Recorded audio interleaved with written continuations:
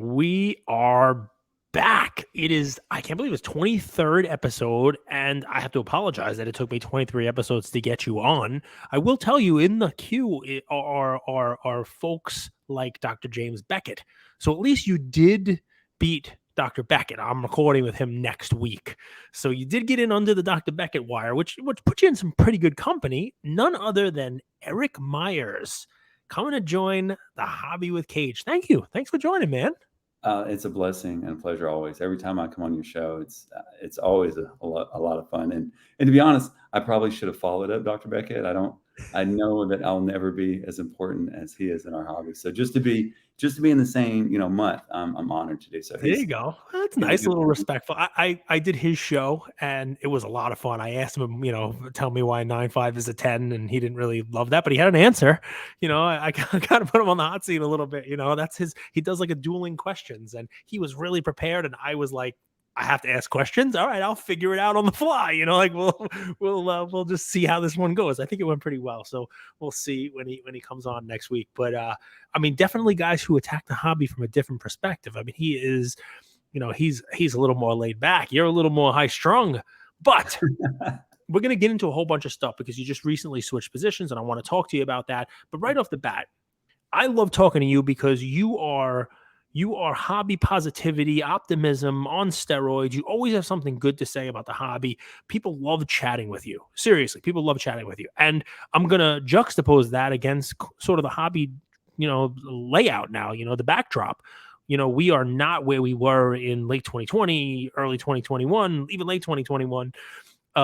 We've seen sort of that boom, and I don't want to call it a bust cycle, but we've seen everyone's chart looks like a big, middle finger, right? The charts are like big spikes and it's all the way down. No one's really immune from that. Not even your guy Kobe. I saw some charts on Tom Brady, all that stuff. What do you say to people, right, who approach you with that and say, hey, I've been in this for a few years, and like I was riding it up, and now I feel like I'm riding it down. Is this a roller coaster, and I should expect another ride back up? Is it going to flatten out? Is the roller coaster ride over? I got to get off and go ride the merry-go-round. What do you tell people? So, I mean, there's two ways to approach that. One, yes, it is a roller coaster. I've been in this 17 years. So I'm on, as of May, it was 17 years. Wow. Right? So I've been doing it for a couple minutes, and I've been through 3 or 4 of these. Yep. So yes, there are ebbs and flows, as there are with any market, right? It's not going to just stay down. And second, I feel, as much as I love the Panini era, I loved the era before Upper Deck came in, because that was when I was growing up, my early childhood. Then it transitioned to Upper Deck. There was a lot of worry about that, right? Mm-hmm. And then it went into the Panini era. With every changing of the guard, if you will, there seems to be worry or concerns. Mm-hmm. But I feel really strongly in a positive. I get a real positive vibe. It transitioned to Fanatics, so I was a lot more worried about the future of the hobby going into Panini era than I am with the Fanatics era. So I feel a lot more comfortable now. How long is this pullback going to last, or this stagnation, if you will, to a certain degree? Because our card's still trending upward. Mm-hmm. But I think, honestly, if I had to be completely transparent, 10 to 20 months, it could be, Right. and it could be a little bit less than 10 months, but I don't see this. Without calling a time on it, I mean, if there are people, we have a bunch of people who listen to this, right? So let's specifically, I'm going to put myself in the shoes of somebody who came in 2020, somebody who, came back to the hobby. They did it as a kid, but they really weren't involved in it. And they spent some money. Yeah. Maybe they didn't take some profits because this is their first cycle. You know what I mean? And maybe they bought a bunch of stuff high. Maybe they bought some Kevin Durant's at the prices that they were at in late 2021, early 2022. Maybe they bought some LeBrons, some Chromes. Hopefully they didn't buy a Chrome LeBron PSA 10 at 40 or 42 grand or whatever that was at. But they're now underwater on those cards, but they still love their cards. Like, what do you say to those folks? Because I think what makes you unique here is the fact that you have been through those cycles. You have seen more than one of these. So, I ask you that question on behalf of the folks who are underwater on some of the cards, and this is the first time they're riding through this. And some of them are considering, because I get messages all the time about this, just cutting and running. What do you say to those folks? I get to every person's their own financial situation. Depends where you're at financially. I mean, if you really truly need that money back, you can roll with it and ride it out. Mm-hmm. But also don't. I'm an advocate for somebody not to just be a one-trick financial pony. I mean, obviously, you want to have a regular job, even if this is your regular job, you still need to, if you're investing in this secondary. B, if you're looking from a financial perspective in this market, you need to never stop learning how to learn, right? So look into crypto, look into, stocks, other things. If you see certain stocks that are down and you think you could, like you said, just cut bait, roll out and roll that into a stock that you truly believe in that could probably go up 40, 50, 80% or double in the next, 9 to 18 months, then I would advise to do that. You can, I've invested in so many different things throughout my life. You don't have to just be all or nothing in one thing in life. You should always take the opportunity to expand your knowledge base in something else. Like, to me, I do a lot of Bitcoin. The most I've ever dabbled is Bitcoin, Ethereum, and Litecoin. But Bitcoin, I think, is trending about 26,000, 26.2, something around there. Yeah. I do think that's got big upside. But I always tell people, hey, look, if you've got opportunity to make money in other areas, and if you don't, let's assume that you don't, learn. It's a recent downturn. I think 25.3 is the bottom on that. Obviously, the government attacking, the SEC attacking Binance and Coinbase in the same week with lawsuits against them kind of pulled Bitcoin down. It had an impact on crypto. But where I'm going to go with this without going into crypto too much is I love your take. I love your take because this is going to be my new mantra. It's sort of like my new The Hobby with Cage mantra, right? It's inclusivity over exclusivity. Right. Yeah. And sometimes the hobby's not good with that. And, you get sponsors and sponsors tell you what you can and can't do. And, more importantly, some folks in the hobby, we get this in the collector versus investor argument all the time. Folks in the hobby are very close-minded and think, okay, if you're here, you have to be cards only. And we saw that with NFTs, right? And, clearly right now, if you want to do a victory lap saying that NFTs were, crappy, go right ahead and take that victory lap. They are down 90 something percent. It did, right now there's no Luca Tiger even for sale on the secondary market. So I feel comfortable about those because people know I'm going to continue to give value on those. There's not even a single, you can even buy one if you want, but the rest of them are down. I mean, whether it's V Friends or, Bored Apes are down huge. Every coin is down big. So, but it's funny because here you are preaching, not go and invest in this. It's learn about it. And I love that because we're two old farts. I mean, you're in great shape. I'm sponsored by Chick-fil-A today. You're in great shape. I'm not, but one of the cool things about doing it was learning. Never did I think coming into the last couple of years, I'd be like, oh yeah, I'm gonna own some Bitcoin and some Ethereum. I got some Polygon, I got some Matic. I know how to, mint NFTs. I know what that means. I have digital cards. I got some Top Shot. I got some Panini digital. There's nothing wrong with that. You're always looking to kind of better yourself, expand your knowledge base, right? And isn't that part of it, right?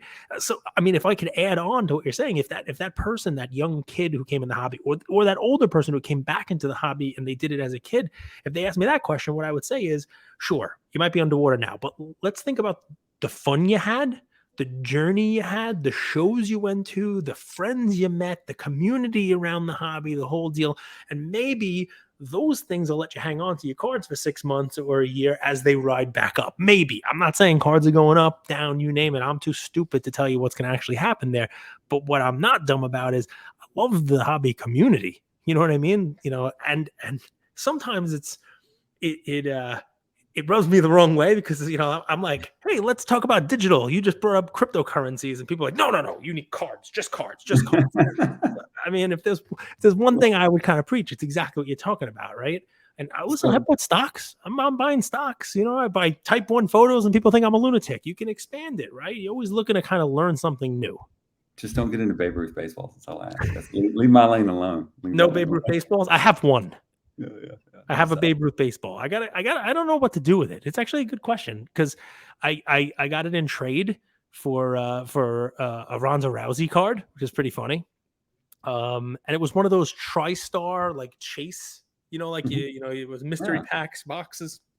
And someone got the person who owed me some money for a card hit the TriStar Babe Ruth autograph ball. And it's a cool ball. It's got like the certificate, the whole deal, but it's not like encapsulated. That's one of the crazy things about memorabilia. You buy a jersey, someone hands you a jersey.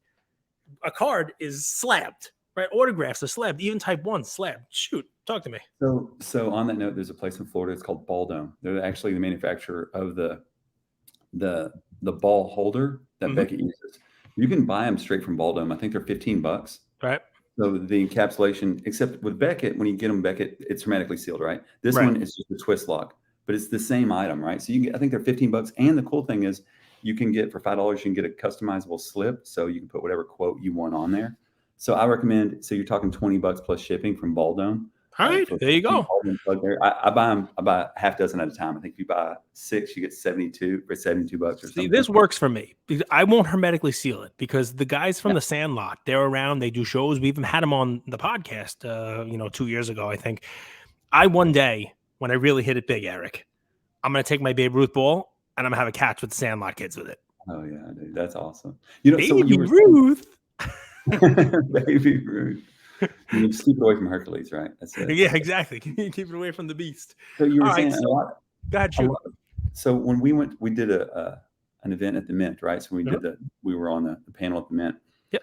I told people, and I kind of got slammed for it, but I wouldn't change my statement at all. Somebody goes, Eric, because that was in March, about a year or so ago. Yeah. March, 2 years.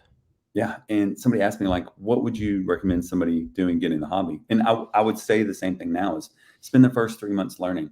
Just watch auctions, pretend that you had $10,000 and look at things that you would like and pretend that, okay, this is where you think that's valued at. And just have a spreadsheet or booklet and be like, I think I would have bought this card at this point. I would have sold it at this point. And learn with pretend money, right? Like you were just acting as if you're doing it. Learn how to do the research, learn how to do the data, learn how to do just the communications, what YouTube channels to follow, what podcasts to follow. Spend 90 days learning without spending $1. Because my perspective in life in general is, yeah, okay, so yes, I'm successful now, but people just look at the success. For me personally, success was just a byproduct of a pursuit of knowledge and a pursuit of humanity. So the reason why people like talking to me and the reason why people put me on the podcast, it isn't because I'm successful. The success was just the end result of that behavior pattern. So like I don't mind taking a pay cut to go somewhere and to be happier, because chasing what's good for me internally and what's good for the people around me and chasing a pursuit of knowledge, for me, and I hope for everybody else that's listening, it has led me to be successful. And even if it didn't, it would still be the way I'd want to live anyway. So the truth is, you could get rich and you can go broke doing anything.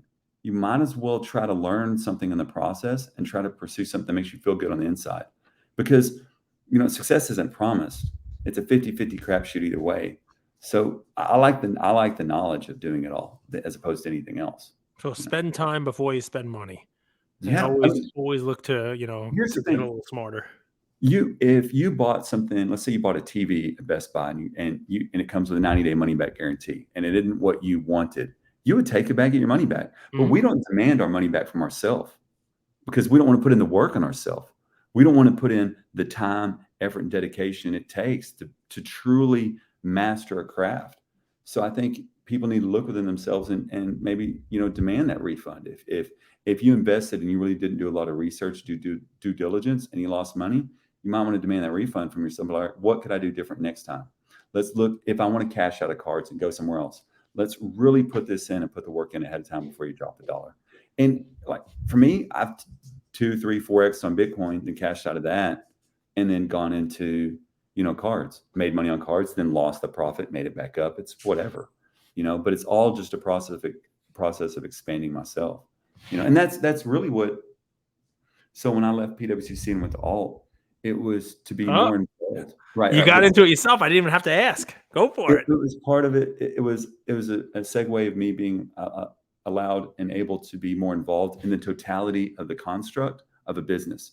I did 40 million in auction over 2 years at PWCC. Brought in 40 million in auction. Very, very happy with those numbers. I wouldn't change anything. It was a great blessing opportunity to work at PWCC for those 2 years of my life. I'd do it all over again if given the opportunity. That being said, I'm 45. I want to retire at 62, so I have 17 more years. I really want to be involved in a situation to where I'm 47. I want to retire at 45. What we want and what happens doesn't exactly always just work out. But at least you're being reasonable. 62 is reasonable. I guess it all depends on your state of comfortability, right? When you want to retire. But I want to love having you here, by the way. I get to sip a soda. Check this out. I found this in the store. This is disgusting, but I bought a 12-pack. It is Dr. Pepper, 0 sugar, strawberries and cream, guys. I was Oh, excited that I found this, and I'm like, wow, I've seen commercials for this. I got to try it. It tastes like chemical. It's just straight liquid chemicals, but I got 12 of them, so I got to drink them. I can take a sip. oh, So how are you going to yeah. retire by 62? This is what I want to know. You're pivoting from PWCC over to Alt. You have no regrets. You still love everybody over there. Yeah. You name it. Talk to me. How you retiring in 17 years? That's still yet to be seen, right? But at the end of the day, I still want to like. It's the same premise that got me to PWCC. Because before that, I was a project manager for an electrical company, right? Mhm. So I don't mind jumping into a new endeavor to expand myself cerebrally in an intellectual format. So going to Alt, going from just a sales role to director of business development and as well as sales, right? To Yep. cultivate a new sales infrastructure over there. It allows me to continue to pursue knowledge and betterment of myself, to get involved in marketing. If I really want to, if I have ideas for the website, for the auction house, or fixed price, or all these things, I can just message the engineer, the programmers directly, hop on a Zoom call with them, and actually be an integral part of that process, right? Because they've only been around for 2.5 years. It's more of a startup, where PwC is, 15 plus years. They were, a powerhouse and a behemoth before me and after me, right? So that Mhm. didn't change. But being able to embark upon an endeavor to where I could actually have a good amount of, I could see my feedback actually come into fruition, And at the end of the day, and to be honest, PwC made great money my last year. Yep. Completely happy because it was base plus commission. Here is just a base, and taking a pay cut. I'm happier because I'm more internally fulfilled. To get paid more somewhere else doesn't mean it. It really, honestly, doesn't mean anything to me. You might as someone could just offer me gummy bears or something. Okay, Because so you've been at Alt for about a month, I would say. I'm going to round it, right? Obviously, you were a highly sought after commodity when you were a free agent. It was like, the free agency period of who just signed. Manny Machado had a big free agency. Aaron Judge, although people, expected him to go back to the Yankees. You have all these, Otani, and this is Shohei Ohtani. Otani's coming up next. Kind of like Otani, right? Everybody's gonna, throw their hat in the ring and be, throwing money at your feet. A month in, why Alt? And without getting crazy, because it's only been a month, tell me something you've seen at Alt that gets you excited for the prospect of continuing to work with them. They're willing to evolve. And I think this year's mantra at Alt is buy the hobby for the hobby. They've Okay. realized that the hobby that they need to always put the hobby first. I mean, because they're basically a tech company that wanted to get in the hobby, Right. which was great. I fully support anybody getting into this space, because succeed or fail, it just makes everybody grow, Yep. right? And so I fully support that. But allowing them to want to truly embrace the hobby and they've got a focus group that they picked about a dozen people to be involved in. Mhm. That's important. I love that they're constantly wanting the feedback, good or bad feedback. It doesn't matter. That's a massive that really taps on my heart a lot. That's one thing I get excited for. It doesn't matter if it's Lior or Nishan or anybody else that works there, Chris, Kaushik. They all want to hear what the hobby has to say, and they want to implement it. It's not just it's not falling on deaf ears. They're willing to take a chance and make a change, and that to me means a lot, just I'll, as a company or as a person. I'll tell you what what it shows to me, you going over there, just even without being prompted in the first 10 minutes, we've come up with sort of like our tagline, the inclusive versus exclusive. And I talk about that because I talk to hobby companies all the time, and it was easy for everybody to talk about growing the pie and everyone doing great stuff, and not worrying about what everybody else was eating at the dinner table, because there was always going to be enough for you to eat back in 2020, 2021, when these companies were coming in. They didn't really care. All right, if we're going to work with you, we'll work with you. You want to work with them, work with them. There was enough to go around. And now it's more, it's more prison lunch yard. Everybody's got their hands around the tray. No one's stealing my cornbread. You know what I mean? Like, that's kind of, it's like, it's like, I got to protect what's mine. Right. And you going somewhere, to me, and you can tell me if I'm wrong, sends a message that's not the way it's going to be. Right. Because I've never known you to be somebody who was, it's what I want, it's what my company wants, and I'm not doing it that, any other way. You know what I mean? And look, you know, that means whether PWCC wants to, hear it or not, even though you work at PWCC, it's acknowledging that there are other auction houses that do certain things better. It's acknowledging that there are a bunch of different grading companies out there. And even though we may have a partnership with a grading, there are other grading companies that do certain things better than other ones. There are, there. So my hope, and I would hope this for everyone, but, I think Alt is heading in this direction because, this is you in my mind. Alt kind of has a broader mindset to this. I think, I've been talking about this. Dr. Beckett kind of stopped me from saying Montagues and Capulets. That's how I describe the hobby. And he's like, those guys, Romeo and Juliet, end up dead in the end. We don't want that to happen. And I'm like, he's right. But I mean, it's battle lines being drawn. Like there has to be somebody who comes out and says, guys, right? This is a big world, right? Like we shouldn't all be fighting over it and drawing our battle lines and picking our turf and defending it.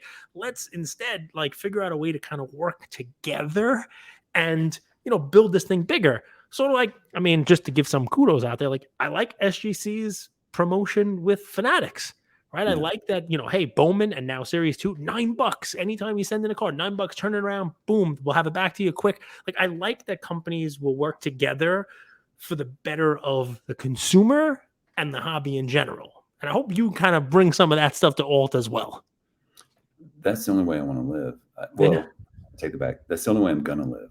Right. I don't want to be any other way, just as a part, whether I'm in this space or any other space, right? Just as a person, I don't want to be any other way. And if I feel like that's starting to shift or that's no longer valued, then I'll just go somewhere where it is, because you don't get any mulligans here. You only get one shot at life, right? So I refuse to live any other way. And I like that about this space is there's always going to be somebody who's going to want you to put the hobby first. That's why I'm here. Yep. I like the space because it allows me to disconnect from the rest of all the chaos that's going on in the world around us. And I can actually be involved in a situation to where they'll allow me to put the greater good of totality of everybody at the foremost of my thoughts. And it's not that difficult. Once you get used to it, it's really not that hard. Right, it's all psychological. I want to spend some time talking to you about sports and talk about just general hobby stuff, you name it. So I'm going to move off the Alt stuff, but here's what I'm going to do. Because you've only been there a month, but I'm going to consider you the face of the company already because you got the shirt on. All right. You've already had a chance to speak to kind of like folks who are in the hobby who, may have been beaten up and you name it, and tell them about the roller coaster ride. Who I want you to address now, it's almost elevator pitch time. It's almost like your 30 seconds, right? To the extent that you can. Because again, I'm putting you on the spot. You're only, a month there, and I don't want this to be an Alt commercial. It's not. I know you never would do that anyway. But to the people out there who haven't used Alt, who might have been closed off to Alt because, I'll put myself in this category. You had to have your money in there, waiting in the account, you name it, in order to bid, right? And they just never even downloaded the app because of that, you name it. What would you say to somebody like that who you ran into in the elevator, you got a 30-second pitch? Why give Alt a second look now? Yeah, well, they no longer do that, right? So for one, you can bid, you don't have to put in, you don't have to preload. People don't know that, by the way. I mean, I know it was published, when it happened, but then it just kind of like died on the vine. They talked about it for like a week. And a lot of people listening to this right now are probably going to be surprised to hear you don't have to have your money there to bid on their stuff. Yeah, and you can also pay with Bitcoin. You can pay with Bankwire, ACH. There's a multitude of ways to pay, right? Stripe. So it's the same as everybody else now. It's the same. You bid on something and pay after. Yeah, exactly. If somebody came, hey, why should I use your site? Just go on and look at it. If nothing else, for the universal search, right? So let's say you don't want to consign or sell anything with us. All right, fine, whatever. I mean, teach his own. You can do what you want. At least go look at what they have, and maybe you can find some good deals on cards and get some purchases, right? And then check the fees, check the process, see how fast our shipping is. The shipping, and when something's paid for, we like to get it out within 2 to 3 business days is when we like to get it out, right? So you want to have really good shipping. Our fee structure is very good. If nothing else, man, the vaulting system, the fees that they have for vaulting, there's a cap. So if something's been there over 90 days, it's 1% of the value with a cap of $100. Wow. So and that's huge. So let's say you had $1 million, or let's say you had a $200,000 LeBron James card. So let's say, let's say a $264,000 LeBron James card, hypothetically. Like you wouldn't get charged, like after 3 months, you wouldn't get charged $2,640 to just take that card out? 1% up to $100. Wow. Right. So that's it. And And one thing that we've had a lot of people reach out to us, well, because like you said, it's in a bear market, right, or a stagnant market, whatever you want to call it. If let's say you owed another auction house money, they usually want 1.5 to 2 times the amount in cards. So if you want to pay with cards, they want more than your invoice, at least 50% or twice as much as an invoice. Then you're beholden to sell more than you want to sell. Plus that auction house gets 10%. So you're selling more than you want. Plus you got to pay an additional 10% fees because they're going to get your buyer premium. So a lot of people have been reaching out to us about loans. Their lending program is the best. They charge you just by the day. So a lot of people are putting their personal collection stuff they don't want to sell in the vault, right? And then take a loan out against that to pay off some other invoice somewhere else. And then they'll send just the amount of cards they need to sell to pay back the loan. So let's say if you owe PWC Gold and Heritage, whatever, $100,000, they'll borrow $100,000 from Alt, pay off that invoice. Then they'll send $100,000 to that auction house in cards, sell it, pull it back, and pay back the loan. How long does that take? Let's just say, using it backwards, let's say I saw something in Golden's auction this week and I bid on and I won. I think I have a week or 10 days to pay. Could I feasibly get cards to Alt, get them, the intake process done and get a loan on that in enough time to pay, Ken? Or does that have to be something? In a week? 4 to 5 days. And if the card's already in the vault, 48 hours. Wow. Like the money would be on your Alt account within 48 hours. If the cards are already in your vault, let's say the cards are already, and that's one thing, you got to be proactive, right? So if the cards are already in your vault, you're like, hey, you call me Monday, you said, Eric, here's the cards that are in my vault. I need a loan. When can I get the money? We'd have the money on your Alt account Tuesday, then you pull it out and you'd probably have it in your bank by Wednesday or Thursday. Now, keep in mind, I'm not saying that people should be buying on leverage, but a lot of people have, 100 cards that if they could, and they saw a card that had the same value as those 100 cards and they wanted to consolidate, they would, if it were at a show or wherever else, they would trade. They'd put those 100 cards on the table and say to the dealer, give me that one card. But unfortunately, sometimes that one card is at Golden or PWCC for auction, and it ends at a price. That price is the same as their 100 cards. But it's going to take a while to sell those 100 cards. What you're allowing them to do is, if they take those cards, put them in the vault, you take a loan on it, you want to sell as many as you need to pay that loan off, but now you have the money ahead of time to get that card. You can actually bid on that card. It's not really buying on leverage. It's getting advanced on the cards that you were going to sell anyway, right? That's the thing. It's not buying on leverage, because I think a lot of people don't understand how much trading and buying with consignment really goes on in our hobby. And now working at 2 auction houses, there's a lot of people pay. I mean, more than you would imagine. A lot of people pay with invoices with cards, which is fully acceptable because it just keeps everything fluid and allows people to pivot and make decisions. And I fully support that. And so, but in a time where people are really trying to watch their pennies, having to oversell for your invoice can be problematic at times. Yeah. I mean, listen, it 100% makes sense. Obviously, we're not going to get into the nuts and bolts of the lending at Alt, but obviously, if you're interested in that, reach out to Eric and he'll kind of walk you through it. And we'll go from there. All right. So a couple more minutes and we'll wrap it up. But I want to talk to you again. Hell, I could talk to you every week. We have something to chat about, I'm sure. But I got a fun one. So who's winning? So we got a game. I'm going to publish it. We got a game tonight. It's a huge game for the Heat. What do you think about the finals? You want to give me a prediction? Some people don't like giving predictions. No. Yes, I picked. So I'm going to stay true to my original selection.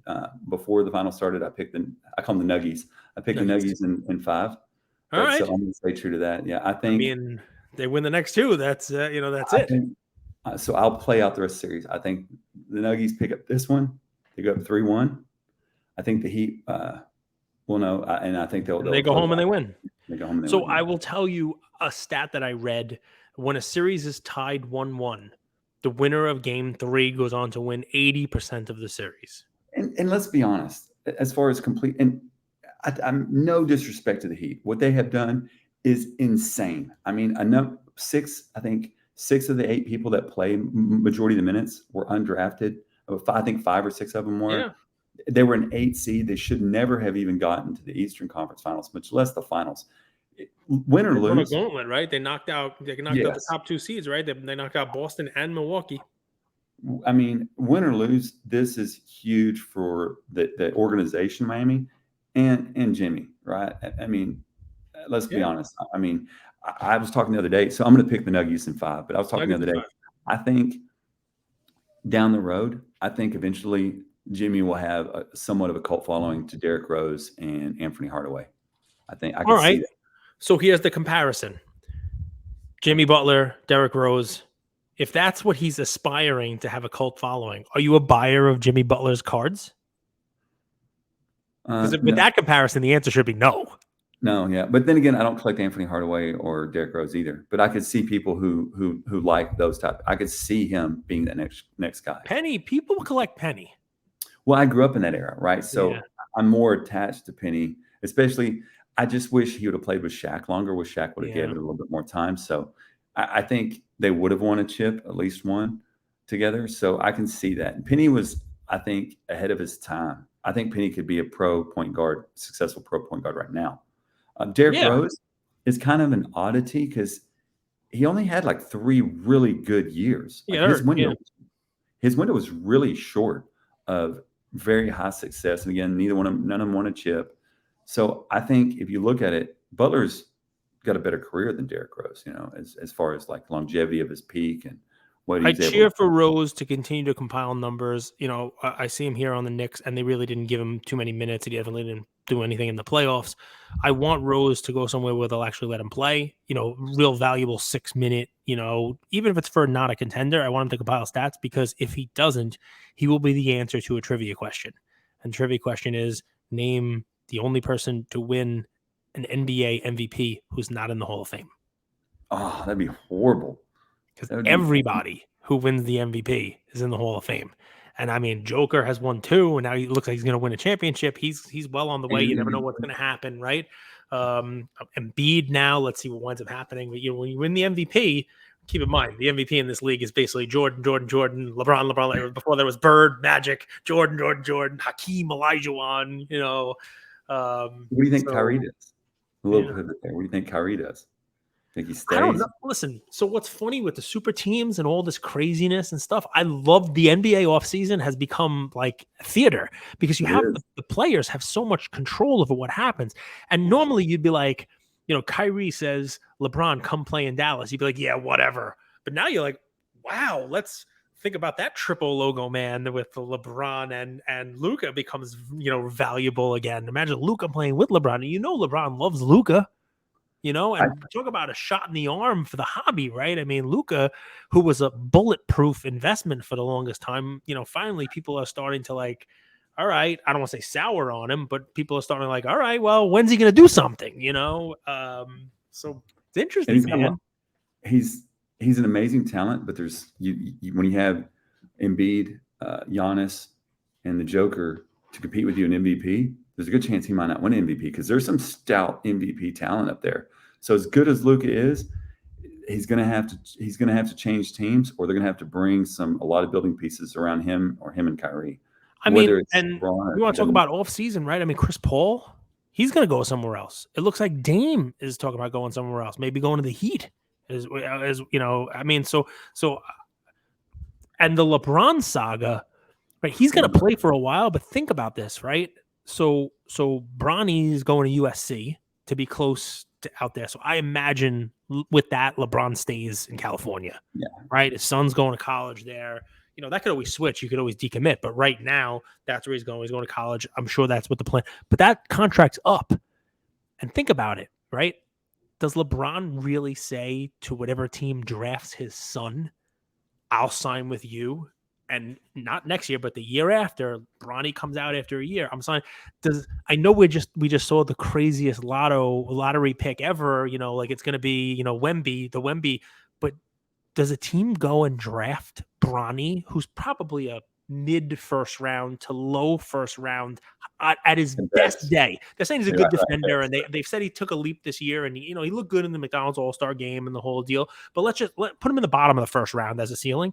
Does a team reach and basically take him 1 because they're getting LeBron with him for a season? But That's crazy, right? But is it that crazy? I would say just because LeBron's so his athleticism is still strong right now, but you could see his choices of skill set have started to really dwindle down. He kind of hangs out there about the 3 point. He'll either bull rush in through the paint or hang up by the three, He's a dribble to the draw. shoulder, look He's a down. draw. If he signs for a year or two, he's a huge draw. He turns a franchise around. Like every ticket is sold. You know what I Yeah, mean? Messi is not as good as he was. He's not going to be, but look what Messi just did for Inter Miami. You know, I mean, here's the thought. Here's a crazy thought. And if I know it won't happen, but for some reason I like the team. I've noticed that, Oklahoma City's stockpiling a bunch of picks. Right. Why would you not? And why would you not? If you're Oklahoma City and you've got this good young team built up around, I think. Oh, if I was Oklahoma City, because SGA will still be there. Chet will be healthy by then. Giddey's good, and you'll probably have a little bit more talent. Why not take a chance, draft Bronny to get LeBron and see what you can do in Oklahoma? Yeah. I mean, they've got the picks. That's the one thing I look at Oklahoma City. They've got a lot of capital, and they've got a good organization in regards to scouting talent. I'm not sure. The storylines are just amazing. It's half the fun. There's always something to talk about with it, right? So NBA is going to end, and all of a sudden you're going to have the draft. It's going to be Wemby mania, and I'll close it out with this. Right? I'll ask you, Wemby, because you've watched basketball. Basketball. Yeah. You're Kobe. What do you think? I'm gonna leave it open ended. You can go wherever you want. What do you think about Wemby? I wanted to see him go to the Magic or another team. I just don't. I love him as a talent. Sure, he's 7'4". He's got risk of injury. I don't think he's played against a lot of real bigs. I look at him as a tall, and it sounds crazy to say this, a taller version of Kevin Durant. It's kind of how I see him. Yeah, fair. So, yeah, and there's nothing wrong with that. That's amazing. Right, that's extreme. Love or hate Kevin Durant, that's extreme Hall of Fame talent right there. Yep. It's just whether or not they've got the ability to build talent around him. I think maybe Houston would have been a better fit with the talent-wise. It's going to be a daunting task with San Antonio. However, I think they'll have decent cap space here soon. So, I think organizationally, we all know they've got 30 years of amazing history for bigs. So now, if somebody's going to develop a big, that's the place. Oh, definitely. Go. Now, tell me in your lifetime, who has come in?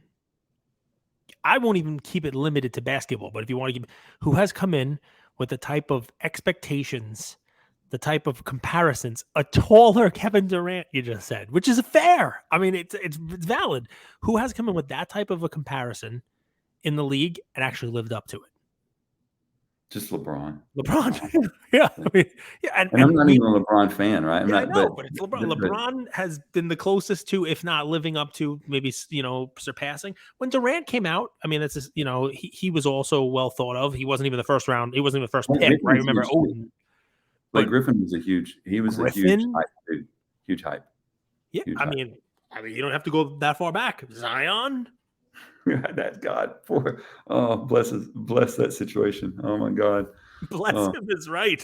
Those cases of prison right now are just probably going to be they're just falling like a stone. It's so disheartening. Over under 4 more women come out of the woodwork and post about it. Over under 4 more. Well, the real question is, he really going to be the next Greg Oden? Oh, no, I'd say under. So maybe 2. So okay, all right. I mean, I made the Greg Oden comparison 2 years ago. Here's the thing. I don't want to be the negative Nancy. I don't, right? I want him to get his stuff together. I want it to be great too, because it's great for all of us. It's great for cards. It gets Zion coming in. Good. He's amazing. Like, if he'd lose 40 pounds and just put basketball first in his life, he's an insane. Nobody questions his potential. Like, he's got amazing potential. He's a human highlight reel. He's easily likable. He literally clearly. A lot of people like him, clearly. Oh my God. He checks a lot of boxes. And he sure does. I think you're making this too easy, man. You're making this way too easy. So, I think it's unfortunate between that whole draft class, him and Ja, that it was hard to be able to see that there was that much talent with 2 people, and they both have really hit roadblocks so fast.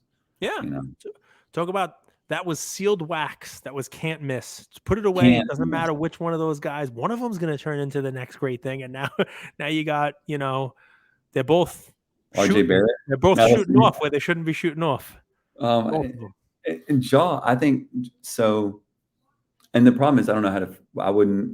I think Ja might be the easier fix, but the easy fix is getting him out of that city, getting him to a different location, getting him another start. He needs a new fresh start. So I think a team with good draft capital could pick him up. I think that would be a potential for a solution there. But I don't see him changing there in Perfect. Memphis. Well, we're at 40 minutes, and Erik, I have people who they listen to this episode on the treadmill, and they won't stop running until we stop. And most of my Right. audience is overweight. Sorry, guys, but it's true. It is. I don't want to kill anyone. If we go more than 40 minutes, I mean, people are like, when are they going to stop talking? I'm just playing. But I don't want to. I'm gonna have you back. We could chat because I mean, look, we just got to talk about the NBA right now. The draft will happen. Baseball will happen. We didn't even get into vintage. I didn't even get into that awesome Type 1 photo behind you. I didn't even get you to show off the Babe Ruth. The Babe bows out. I mean, it's just crazy. You have a whole bunch of stuff to chat about. Plus, I do want to have you back in, give us updates about Alt. You weren't even really able to do too much because you only been there a month. But I love chatting with you. Thank you for this. I'm gonna just post this one right up, and we'll have some fun. Enjoy your weekend. Thanks for listening, everybody. Bye.